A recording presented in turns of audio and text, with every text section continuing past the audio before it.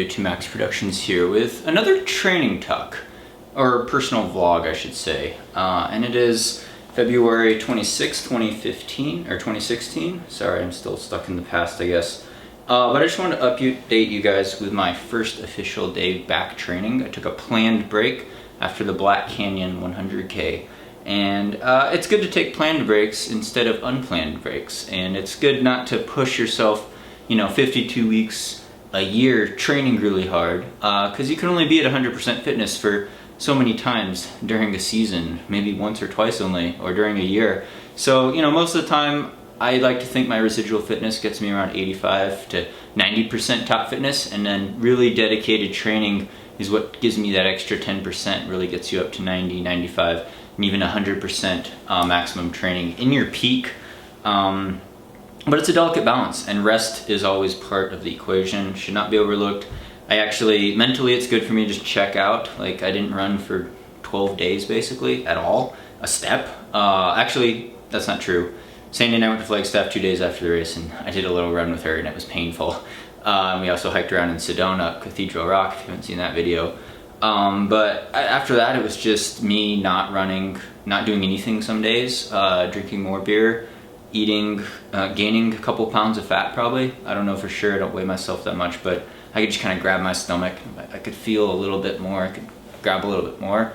But it's healthy, it's a healthy thing to do. It's the off season, so to speak. I spun on my bike a little bit, did a couple 50-minute, 60-minute rides, pretty light, and then just spinning around on the indoor trainer on the bike for 30, 35 minutes a couple days too. So I didn't feel totally lazy, because it's good to still do something sometimes, but I totally checked out pretty much mentally, and I'm going to be patient the next couple weeks coming back. It's got a long build up for Western States, and first would be Transvulcania. That'll be my next race, Transvulcania Ultra Marathon in La Palma, and I'm really excited about that. That race, I love Transvulcania, can't say no. It's in early May, which is a little risky before Western States being late June, but I've done a lot more in the past. Like 2014, I raced an ultra. I raced 9 ultras in 2014, and traditionally when I've done Transvulcania, actually in 2013, 2014, I was third both years to Kilian Jornet and Luis Alberto Hernando. I did Lake Sonoma like 4 or 5 weeks before, and it was always like this horrible idea, because I'm always like super beat up from Lake Sonoma 50 miler, super competitive race, which is a totally different type of race because it's these rolling little tiny hills, single track trail, buttery smooth, California style trails, super runnable. But it beats you up because you're running hard, and it's always really competitive there. And then 4 or 5 weeks later, I'm doing Transvulcania, which is technically a skyrunning race and a very mountainous race with lots of power hiking, technical descents. It's hot, it's rocky. There's loose rock, but it's absolutely gorgeous. It's absolutely beautiful. I love the people of La Palma, all the competitors that come in from around the world. Super competitive race, and I think it's good. It's good to run hard in the heat, and it's usually pretty hot at Transvulcania. So good heat training going into that as well as after that, because Western States is also traditionally a very hot race. And if you look back, actually in 2013, I believe, Timothy Olson, when he actually won Western States and set the course record at Western States 100, he did Transvulcania that year in 2013. So I think the double can be done. I like to race before a 100-mile race, to do a 45. Transvulcania is about a 45-mile race if you're in the U.S. system. I know most of my viewers and most of the world's all metric, so sorry guys, I still have trouble with that conversion. It's a little embarrassing, but it's an extreme race, it's fun, and I want to get in a really good aerobic base, a really good build-up. And so kind of just, going off that and our whole Sage Running training philosophy of periodization, changing your training as you go throughout the season, as you go throughout your year, manipulating variables in your training to give you boosts in fitness as you head towards your peak race, depending on what you're coming off of in the last month, or what you're coming off of 6 months ago. Periodization takes place over years even, but mainly when we look at training schedules, we're looking at weeks and months. You got to be patient coming back, and especially from a long break, whether it's planned or unplanned. Probably more cautious if you're coming off of a break caused by injury. So the build-up's gonna be slow. I'm just gonna relax and enjoy running on the trails now.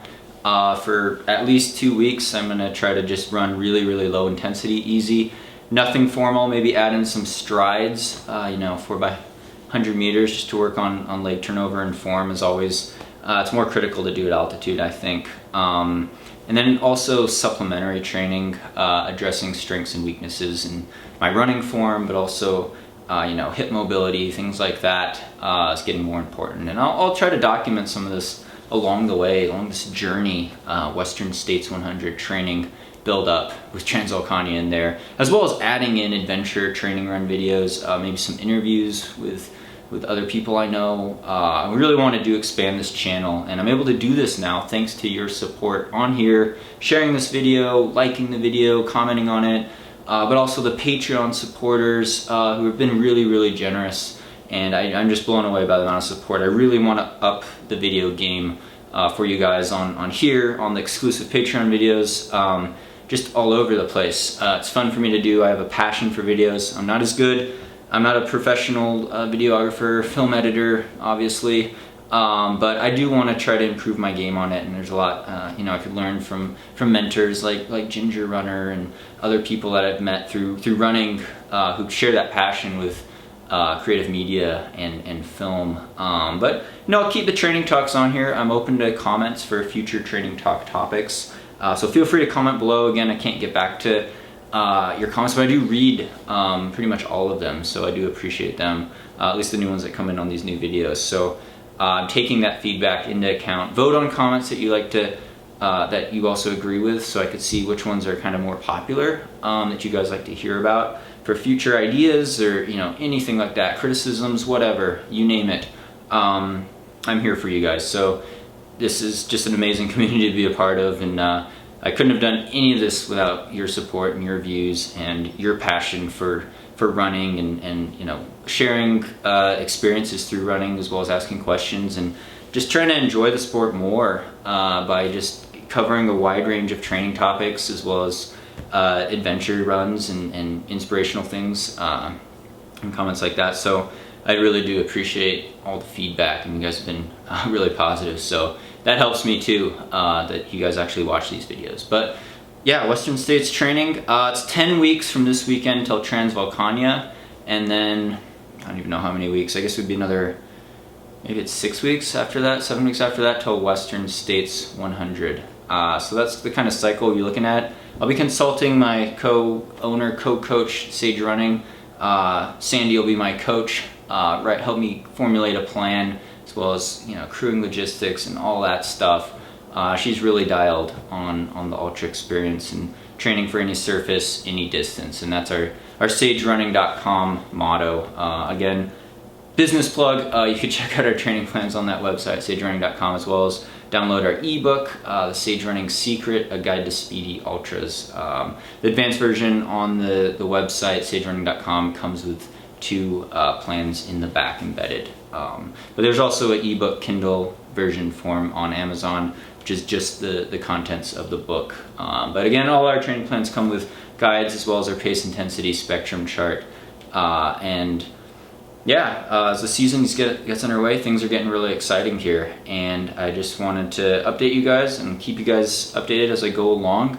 But no hard workouts anytime soon. I'm building up the mileage, keeping it conversational pace for the most part, slowly adding in more comfortable vertical, but I do really want to push the envelope with training for ultras now. Now that I have time, I've taken a break from the road stuff, I could focus on the mutt running scene, mountain ultra trail, and get in a consistent aerobic base of progressively high mileage to really get the legs really strong, get the cardiovascular system really efficient, get feeling really dialed in, and adding in that vertical at lower intensities first, but then mixing it with higher intensity to get that ultimate peak. And if I could just be consistent in training and stay healthy, this is the thing we always preach too at Sage Running. If you're consistent, you have consistently decent volume, consistent quality, you're healthy, you're eating healthy, you're getting enough sleep, you're not overstressed from all the other stresses in your life, you've got a good balance, then you're gonna run well. As long as you execute on race day with nutrition and things like that. So pacing, but that's the magic formula. There is no single secret. It's a set of secrets, but those are some of them.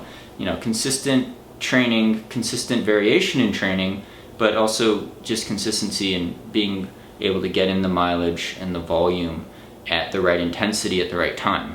And that sounds like a mouthful, but you could, you know, touch back as we go into this Western States journey. I need a better intro, I think, for it, because I'm not very good at the guitar. But really do appreciate all your support, all your feedback, all your comments. I'll keep you guys updated. Stay tuned for more adventure videos. And thanks again, guys. I really, really appreciate all the support on here and on Patreon. It's blown me away. So I owe it to you guys to get more videos out there, especially as the weather warms up here. I hope your running's going well, and stay tuned for more via 2Max Productions.